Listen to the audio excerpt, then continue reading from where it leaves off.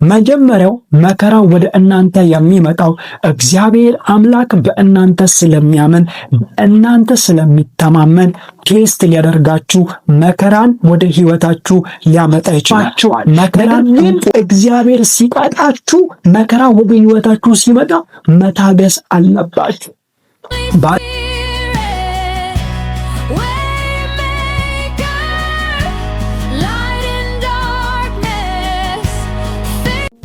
የጌታ ሰላምና ጸጋ ባላችሁበት ቦታ ሁሉ ይብዛላችሁ። ውድ እግዚአብሔር ቤተሰቦች እንደምን ከረማችሁ? እኔ አለው እግዚአብሔር ይመስገን። ዛሬም እንደተለመደው ከእኔ ጋር የእግዚአብሔርን ቃል እንከፋፈላለን። በመጽሐፍ ተብሎ እንደተጻፈ ልጁ በብዙ ወንድሞች መካከል በኩር የሆነ ዘንድ አስቀድሞ ያወቃቸውን የልጁን መልክ እንዲመስሉ አስቀድሞ ደግሞ ወስኗልና እንደሚል እንዲሁም ደግሞ በሌላኛው ቦታ ላይ እኛ ሁላችን በመጋረጃ በማይከደን ፊት ያንን መልክ እየመሰለን ከክብር ወደ ክብር እንለወጣለን ተብሎ እንደተጻፈ እግዚአብሔር አምላክ ከእናንተም ከእኔም የምፈልገው አንድና አንድ ነው፣ ኢየሱስን እንድንመስልበት። ብዙ ሃይማኖታዊ ክርክር፣ ብዙ አስተሳሰብ በሞላበት በዚህ ዓለም ላይ ኢየሱስን እንደመምሰል ያለ መታደል የለም። ስለዚህ ዘወትር ላነቃችሁ እወዳለሁ፣ ዘወትር ላሳስባችሁ እወዳለሁ። እናንተ ልጁን እንድትመስሉ ተጠርታችኋል። የልጁ አይደንቲቲ እንዲኖራችሁ ተጠርታችኋል። ክብር ለጌታ ለኢየሱስ ክርስቶስ ይሁን። ስለዚህ ሌሎቻችሁ አዳዲስ ከሆናችሁ ይህንን ቻናል ሰብስክራይብ በማድረግ አብራችሁን ወንጌልን እንድታገለግሉ ላበረታታችሁ ወዳለሁ። ሌሎቻችሁ ከኔ ጋር ያላችሁ ጌታ የባረካችሁ ሰብስክራይብ እያደረጋችሁ የመጣችሁ ሁሉ ባላችሁ አብራችሁን ወንጌልን እንድታገለግሉ ከወዲሁ ላበረታታችሁ እወዳለሁ። እንጸልይና ወደ ዛሬው ሐሳብ እንሂድ። እንጸልይ። እግዚአብሔር አባቴና አምላክ ሆይ በናዝሬቱ በጌታ በኢየሱስ ክርስቶስ ስምና ስልጣን እናመሰግናለን። ክብር ሁሉ ለአንተ ይሁን። አባ በኢየሱስ ክርስቶስ ስም አሁን እንጸልያለን። የአንተ መገኘት በመካከላችን ይሁን። አባ የወንድሜን ሕይወት የሚቀይር የእህቴን ሕይወት የሚቀይር አስተሳሰቧን ወደ አንተ የሚያዞር አስተሳሰቡን ወደ አንተ የሚያዞር የአንተ ኃይል በናዝሬቱ በጌታ በኢየሱስ ክርስቶስ ስምና ስልጣን እንዲያገኛት እጸልያለሁ። እግዚአብሔር አባትና አምላክ ሆይ የከበደው ነገር ካለ እተዋለሁ እያለ እንዳይተው ያደረገው ነገር ካለ ከዚህ ነገር መላቀቅ እፈልጋለሁ እያለ እንዳይላቀቅ አድርጎ የያዘው ነገር ካለ በናዝሬቱ በጌታ በኢየሱስ ክርስቶስ ስም አሁን እንዲለቀው ጸልያለሁ። አሁን እንዲለቀው ጸልያለሁ። እግዚአብሔር አባትና አምላክ ሆይ የአንተ እጅ በኢየሱስ ክርስቶስ ስምና ስልጣን ከሁላችን ጋር ይሁን። ቀሪ ደቂቃዎቻችንን አንተ ባርክልን። ስለ ሁሉ እናመሰግናለን።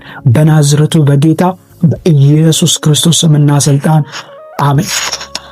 የጌታ ሰላም በድጋሚ ባላችሁበት ቦታ ሁሉ ይብዛላችሁ።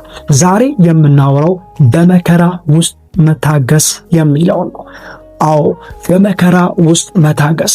ብዙ ሰዎች መከራ በመጣ ጊዜ ወደ ህይወታቸው ችግር በመጣ ጊዜ ጭንቀት በከበባቸው ጊዜ ትዕግስት የሚባለው ነገር ያጡና ከእግዚአብሔር በረከት፣ ከእግዚአብሔር እቅድ፣ ከእግዚአብሔር ዓላማ ይወጣሉ። ችግሩ እንዴት መጣ፣ መከራው ወደ እናንተ ህይወት እንዴት መጣ የሚለውን ነገር ማወቅ ከናንተ ይጠበቃል። እንደዛው እሱን ካወቃችሁ በኋላ ደግሞ በመከራ ውስጥ በችግሩ ውስጥ እናንተ መጽናት መጠበቅ ያስፈልጋችኋል። ሮሜ መጽሐፍ ምዕራፍ 12 ላይ ከቁጥር 12 እንዲህ የሚል ቃል አለ፣ በመከራ ታገሱ። አዎ በመከራ ታገሱ። ብዙ ሰዎች መከራ ወደ ህይወታቸው የሚመጣው በተለያየ መንገድ ሊሆን ይችላል። ምናልባት አሁን ከማነሳቸው መንገዶች መካከል አንዱ መንገድ መከራ በአንተ ህይወት ላይ መከራ በአንቺ ህይወት ላይ ሀፕን ሊያደርግ ይችላል። መጀመሪያው መከራ ወደ እናንተ የሚመጣው እግዚአብሔር አምላክ በእናንተ ስለሚያምን በእናንተ ስለሚተማመን ቴስት ሊያደርጋችሁ መከራን ወደ ህይወታችሁ ሊያመጣ ይችላል።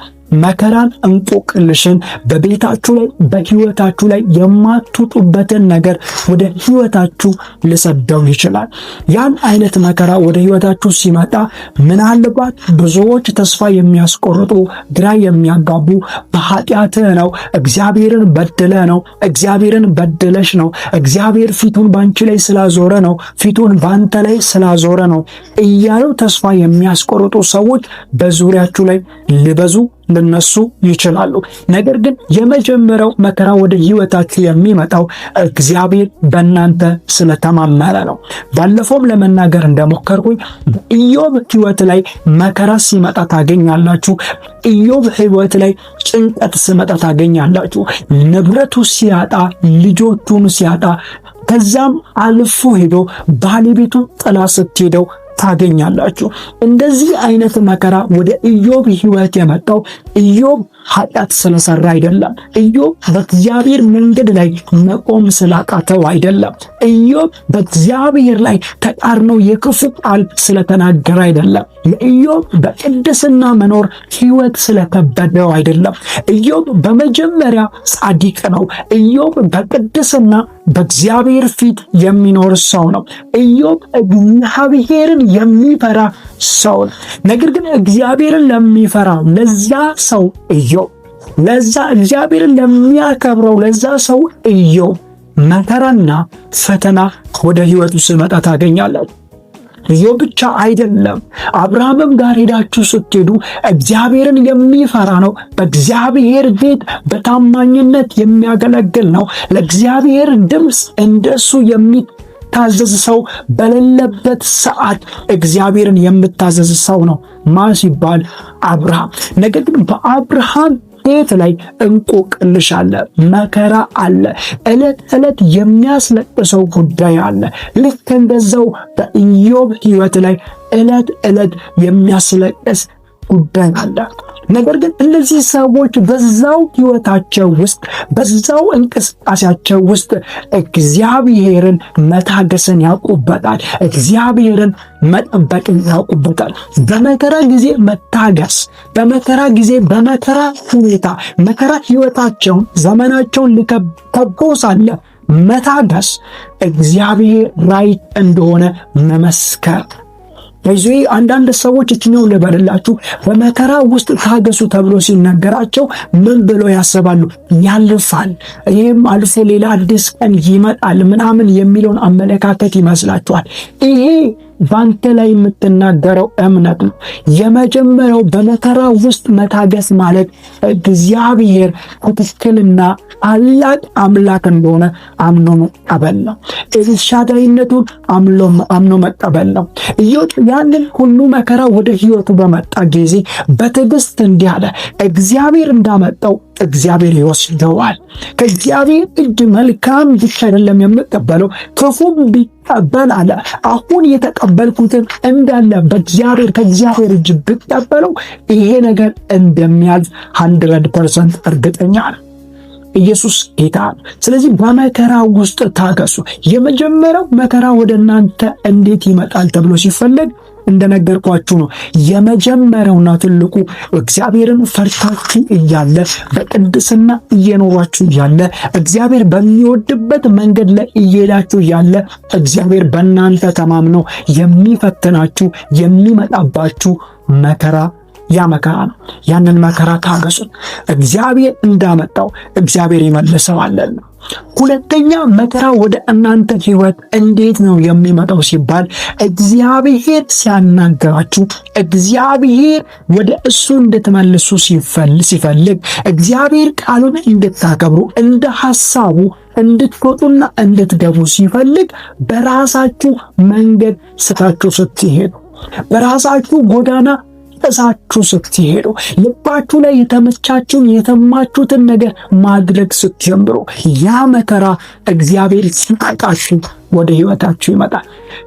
አባት የሚወደውን ልጅ ሲቀጣ ደግሞ መታገስ ግዴታ ነው። አዎ ስህተት ሰርታችኋል። አዎ እግዚአብሔር በማይወድ መንገድ ሄዳችኋል። አዎ እግዚአብሔር በማይከብርበት ጎዳና ውስጥ አልፋችኋል። ነገር ግን እግዚአብሔር ሲቀጣችሁ፣ መከራ ወደ ሕይወታችሁ ሲመጣ መታገስ አለባችሁ። ባሪያው ሲናገር እንዲህ አለ፣ አባት የሚወደውን ልጅ ይቀጣልና። ስለዚህ እግዚአብሔር ሲቀጣችሁ፣ መከራ ወደ ሕይወታችሁ ሲያመጣባችሁ፣ እግዚአብሔር አምላክ ሊያጠፋችሁ ሳይሆን ሊያስተካክላችሁ ነው። አዎ አባት የማይቀጣው ልጅ ዲቃላ እንጂ ልጅ አባት አለው ተብሎ አይጠራም። ስለዚህ በመከራ ውስጥ ታገሱ። መከራው ወደ እናንተ ሕይወት እየመጣ ያለው የመጀመሪያው ቅድስና እየኖራችሁ እግዚአብሔርን እየፈራችሁ ሊሆን ይችላል። ሁለተኛው ቅድም እንደተናገርኩኝ እግዚአብሔር ባላለው መንገድ ሄዳችሁ ሊሆን ይችላል። እግዚአብሔር ባላለው መንገድ ስለምትናገሩ፣ አንድ ቤታችሁን ለእግዚአብሔር ስላላስተካከላችሁ፣ ልባችሁ እግዚአብሔርን ስለማይፈልግ፣ ልክ እንደ ዳዊት የልባችሁን ለማድረግ ስትጥሩ፣ የልባችሁን መሻት ለመፈጸም ስትጥሩ፣ እግዚአብሔር በዳዊት ቤት ውስጥ መከራ እንዳመጣ፣ እግዚአብሔር በዳዊት ቤት ውስጥ ችግርን እንዳመጣ፣ ቅጣትን እንዳመጣ፣ ዳዊት ግን ያንን ታግሶ ይገባኛል ብሎ እንደተቀበለ በመከራ ውስጥ ታገሱ። አዎ በውጭ ያላችሁ ለሥራ ብላችሁ ወጣችሁ ሕይወታችሁን ለማሻሻል ሄዳችሁ በብዙ አይነት ቦታ ላይ የምትሰደቡ፣ የምትረገሙ፣ መናገር የማይገባ ቃላቶች ሰዎች በእናንተ ሕይወት ላይ የሚናገሩባችሁ እናንተ አዎ ታገሱ። አዎ ባሪያ የሆናችሁ እናንተ ታገሱ። እግዚአብሔር የእናንተን ጊዜ ያመጣልና በመከራ ታገሱ። በመከራ ታገሱ። ታገሱ በመከራ እግዚአብሔር አምላክ የሚሻገረውን ነገር ያደርግላችኋልና። ያዕቆብ ሲናገር እንዲህ አለ፣ ልዩ ልዩ መከራ በእናንተ ሕይወት ላይ ቢመጣ፣ ልዩ ልዩ ፈተና ወደ ሕይወታችሁ ቢመጣ እንደ ሙሉ ደስታ ቆጠሩት፣ እንደ ሙሉ ደስታ ታገሱ። ያንን መከራ ተቀበል። ያንን መከራ ይሁን ብላችሁ ያዙት። መቀበል ማለት በክፉ መጥፎ ነገር አፋችን መጥፎ ነገር አለመናገር ማለት ነው። መከራን አምኖ መቀበል ማለት አሁን ላይ ሞቲቬሽን ስፒከር ተብሎ እንደሚነገሩ አይደለም እየተናገርኳችሁ ያለሁት። የሆነ ላነጣጣችሁ አይደለም። መከራን መታገስ ማለት መከራ እንደመጣ አውቃችሁ እግዚአብሔር እግር ውስጥ መኖር ማለት ነው። ካንተ ወደ ማን ይሄዳል? ካንተ ወደ ማን ይሄዳል? መከራ ሲመጣ ወዲያው ክፋትን እየተናገሩ ይሄ ያልፋል የሚሉ አይደለም። ይሄ ጊዜ ያመጣው ነው፣ ጊዜ ይሸረዋል፣ ጊዜ ይለውጠዋል ማለት አይደለም። መታገስ ማለት ለእግዚአብሔር መገዛት፣ ለእግዚአብሔር ራስን አሳልፎ መስጠት ነው። ስለዚህ በመከራ ታገሱ። አዎ ችግር ሲመጣ፣ መከራ ሲመጣ ደስ የሚያሰኝ ነገር አይደለም የሚመጣው። ተስፋ መቁረጥ አለ፣ ግራ መጋባት አለ፣ በሰዎች መናቅ፣ ብዙ አይነት ችግር ወደ ሕይወታችሁ ያመጣል። በኢሞሽናል በስሜታዊነት ይጎዳችኋል፣ በፊዚካል ሜንታሊቲ ይጎዳችኋል መከራ ሲመጣ። ነገር ግን በመከራ ታገሱ። ያዕቆብ ምዕራፍ 5 ላይ እንደሚናገር ለታገሱት መልካሙን ማድረግ የሚችል እግዚአብሔር እንዳለ እንደሚያወራ እግዚአብሔር ለምትታገሱ ለእናንተ መልካም ያደርግላችኋል። ከጥፋታችሁ እየቀጣችሁ እንኳን ካለ ታገሱ። ቃሉን ባለመጠበቅ፣ በመንገዱ ባለመሄድ፣ እግዚአብሔር በሚወድበት ጎዳና ባለመገኘት፣ እኔ እግዚአብሔርን እየጠበቅኩት ነው፣ ቅድስናዬ አልተነካም፣ እግዚአብሔር የሚነካው ነገር፣ እግዚአብሔር የሚጠላውን ነገር አላደረኩም፣ እግዚአብሔር በማይወድበት መንገድ አልተጓዝኩም፣ የማደርገውን ሁሉ የማረገው እግዚአብሔር በሚወድበትና እግዚአብሔር በሚከበርበት ጎዳና ነው የምትሉ አንድም ቀን እግዚአብሔርን አስከፍቼው አላቅም። ምናልባት ስህተት ሰርቼ ሊሆን ይችላል፣ ግን ከዛ በኋላ እመለሳለሁ፣ በፊቱ እንበረከካለሁ፣ ግን ከዛ በኋላ ተስተካክያለሁ፣ አይሆንም፣ እኔ ጥፋተኛ አይደለሁም እንኳን ብለህ የምታስብ ከሆነ በመጣው መከራ ታገስ። ኢዮብ ምንም ጥፋተኛ አይደለም፣ ታግሶ ግን ከእግዚአብሔር ዘንድ ብድራቱን ተቀብሏልና። እመነኝ፣ ጊዜ ያመጣውን ጊዜ ይዞ አይሄደውም። ጊዜ ያመጣውን እግዚአብሔር ይለውጥልሃል። የትኛውም አይነት መከራ በሰላም እንዲለወጥ ያደርግልሃል። ድጋሚ በእግዚአብሔር ላይ ስትደገፍ፣ ድጋሚ በእግዚአብሔር ላይ ስትሆን፣ ድጋሚ በእግዚአብሔር ውስጥ ለመኖር ራስህ ስታዘጋጅ፣ ድጋሚ እግዚአብሔርን ስትፈልገው። ስለዚህ በመከራ ታገሱ። ሮሜ 8 ምዕራፍ 18 ላይ ሮሜ 8:18 ላይ እንዲህ ይላል፣ ለእኛ ሊገለጥ ካለው ክብር ጋር ቢመዛዘን፣ ለእኛ ሊገለጥ ካለው ኃይል ጋር ሲመዛዘን፣ ለእኛ ሊገለጥ ካለው ሊሰጠን ካለው ትልቅነት ነገር ጋር ሲመዛዘን የአሁን ጊዜ መከራችን ሁሉ በመከራ ውስጥ ሊኖር ይችላል። አንዳንዱ በስቃይ ውስጥ እያለፈ ሊሆን ይችላል። ልታልፍ ትችላለህ ወንድም። ግን እርግጠኛ ነኝ ላንተ ሊገለጥ ካለው ክብር ሲነጻጸር የአሁኑ ጊዜ ስቃይ አይደለም። የአሁኑ ጊዜ መከራ አይደለም። ነገር ግን ባለህበት በዚሁ መከራ ታገስ። በገባህበት በዚሁ መከራ ታገስ። ለመታገስ ላይሆን ይችላል። ተስፋ የሚያስቆርጥ ሊሆን ይችላል። ጉልበት አጥተ ሊሆን ይችላል። ደክመ ሊሆን ይችላል። እኔን ታገሰው። በምትታገሰው የምትታገስለት ያ አምላክ ለሱ ብለህ አንዳንዱ ሰነፎች በዙሪያክ ቢበዙ ተስፋ የሚያስቆርጡ ግራ የሚያጋቡ እግዚአብሔርን ስደብና ሙት የሚሉ ከሱ ይልቅ ሌላ አማልክት አምልክ አታምልከው፣ እግዚአብሔርን ልጅህን እንዲያደርጎ ምስትህን እንዲያደርጎ ቤትህን እንዲያደርጎ አታምልከው እግዚአብሔርን የሚሉ እግዚአብሔር ፍትሃዊ አይደለም የሚሉ በዙሪያክ ሊበዙ ይችላል። ነገር ግን እመነኝ፣ ታገሳ። የምታምነው አምላክ እግዚአብሔር ያንተን ነገር እጥፉን ይመልስልሃል። ያንተን ነገር ብድራትን ይመልስልሃል። ያንተን ነገር ያበዛልሃል። ካንተ ጋር እግዚአብሔር ይወጣል ይገባልና በእግዚአብሔር ታገሰው። እግዚአብሔርን በመታገስ ጠብቀው። ለዛ ነው በሐዋርያው መጽሐፍ ሲናገር እግዚአብሔርን በመተማመን የሚጠባበቁ በመተማመን የምታገሱለት የሚመጣውን ነገር እሺ ብሎ ለተቀበሉ ለእነዛ ኃይላቸው ይታደሳል። ቼንጅ የሚሆን ነገር ወደ ህይወታቸው ይመጣል። የሚለወጥ ነገር ወደ ህይወት ይመጣል። አሜን እናገራለሁ። በትዕግስት ጠብቀው። እየሰራህ ነገሩ አልተለወጠም። እየለፋ ጉዳዩ አልተለወጠም።